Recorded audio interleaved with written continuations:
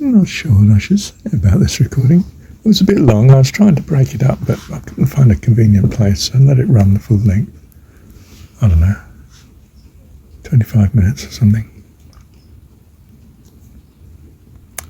I think I puzzle over too much the understanding of Jesus. Jesus just the way.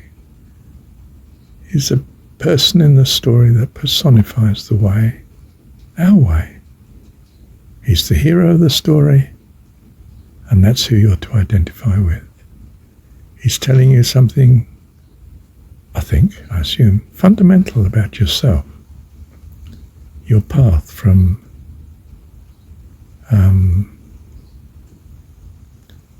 childhood to adulthood, spiritually speaking. I might say in passing, there's no such thing as a religion that doesn't have some measure of Gnosticism, by which I mean, not specifically, say, Marcion's view particularly, but in particular, a spiritual understanding, a non-literal understanding of things. So that things that are said literally in the religion are not meant to be literally taken necessarily, perhaps, but not necessarily. What matters is a spiritual understanding from each lesson. And by spiritual, in that sense, we mean a better understanding of who we are and who God is, and what we're meant to be embracing spiritually, by which I actually mean your values. Which values are spiritual, are right in some fundamental, eternal sense. And I think every religion, and certainly something like Buddhism or Christianity, Islam and so on, embraces Gnosticism in this understanding of the word. Of course, if you mean someone's particular Gnostic interpretation, well, that's quite different. And religions anathematize any view that's not their own. You know, there's some that's orthodox and some that isn't, and that's the end of the matter. But to embark on the spiritual, you have to be Gnostic, in the sense that spiritual is of a different dimension to the physical,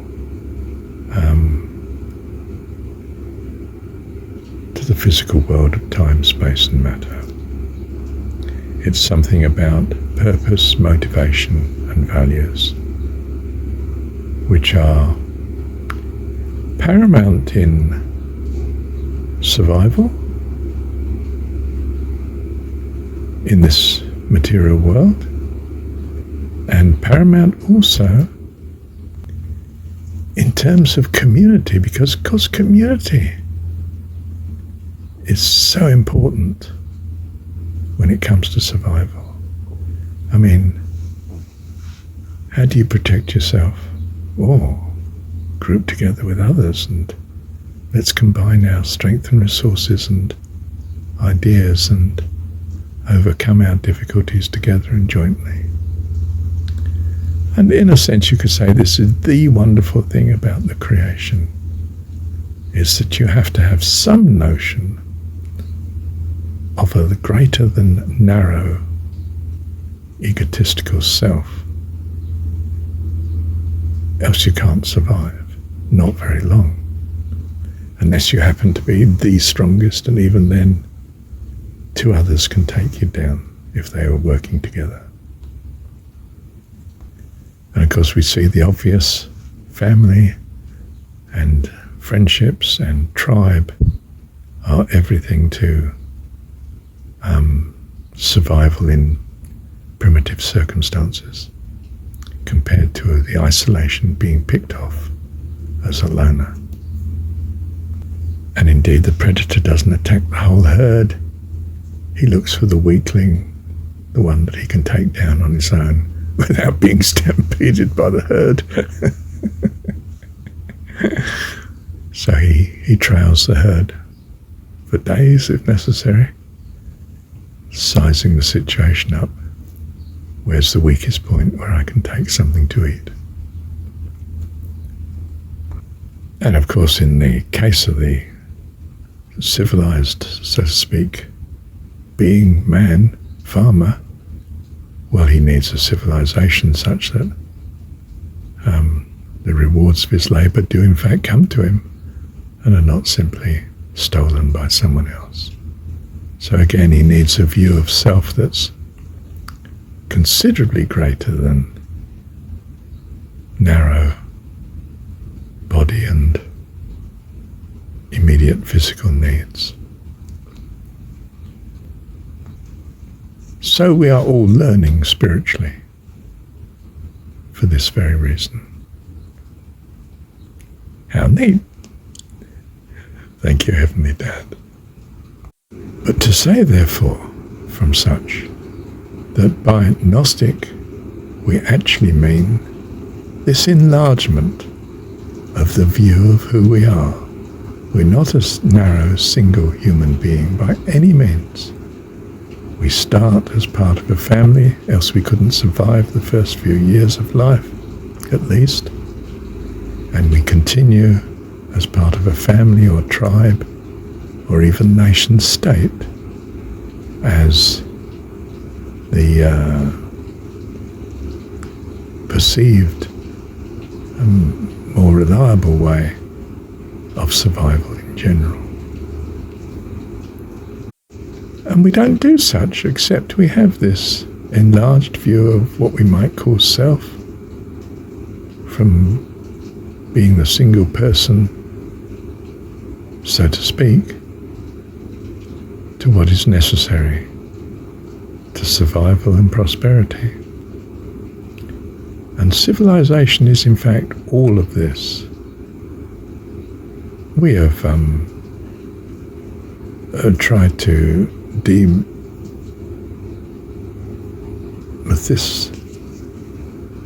demystify it by referring to it as ethics. You know, we should be honest and true and keep our word, you know, kind and helpful and forgiving and, you know, all sorts of ideas as to what values might underpin this view of self, our self, that will survive best. Now, we have emphasized in our society competitiveness rather than cooperation at times, especially in the marketplace and in our sport. And our gameplay too, you know, children's games, very often competitive. And the argument has been, well, a strong competitive spirit might mean much greater input, and the input of all of us benefits us all. But in some sense that, well, there may be only one winner to the race, but we've all trained hard to win, and that's made us all much fitter and more able than we would otherwise have been. Unless, of course, you broke the rules and poisoned the rest of the team to make sure they'd be sleepy that day and you'd go streaming to the winning line before the all. In which case you say, well, no, that's bad. We can't have that. That's counterproductive from the point of view of the benefit of us all. And it's from the benefit of us all that in some sense validates, or otherwise, a particular view of what the values should be. In other words, we seem to have a propensity, even with the secular state, to need to justify, by reference to the group, not just the king or the emperor, that it's not that he's maximizing his wealth and power and self-interest and status, but he swears blind, of course, that he's doing it all for the nation and the glory of the whole country, all of us. And we'll accept those that disagree with him, of course. No, he might even include those, supposedly. And all right, there's a great deal of deceit carried on and all the rest of it, but it's interesting that the validation typically has to be, it's for all, or I don't get the support of all. And if I don't get the support of all, oh goodness, we have less achievement and possibly revolution and chaos. We don't want that. Even from my self-interest as a ruler's point of view, I definitely don't want revolution and chaos. I want civilization and me at the top. Yeah, okay. What about the rest of them? Well, I'm selfless, you see. I'm actually... this system is actually best for them. And after all, look how many people I employ. I mean, they wouldn't have a job but for me, would they? And we can all see the flaws in that sort of argument, can't we? Thank you, Heavenly Dad.